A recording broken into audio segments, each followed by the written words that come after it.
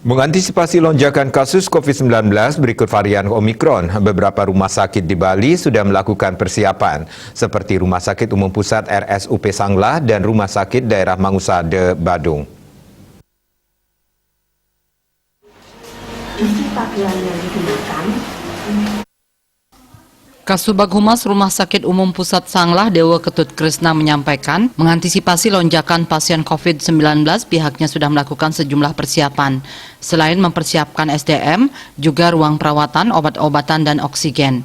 Dikatakan saat ini kapasitas ruang rawat inap untuk pasien COVID-19 disediakan sebanyak 26 tempat tidur dengan keterisian 6 pasien.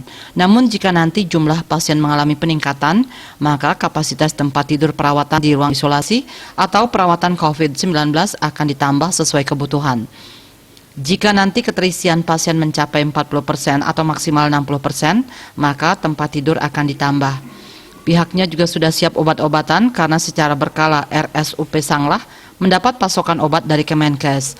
Demikian juga untuk oksigen, pihaknya sudah siap. Hal yang sama dilakukan Rumah Sakit Daerah Mangusade Badung.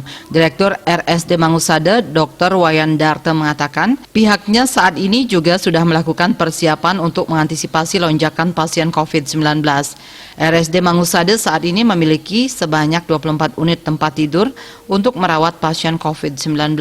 Saat ini tidak ada pasien COVID-19, maka tingkat keterisian 0% dengan jumlah bed sebanyak 24 unit. Jumlah ini bisa ditambah sesuai dengan kebutuhan. Untuk obat-obatan dan oksigen, pihaknya sudah memiliki stok hingga 3 bulan ke depan. Yudi Karnaidi, Bali Pos melaporkan.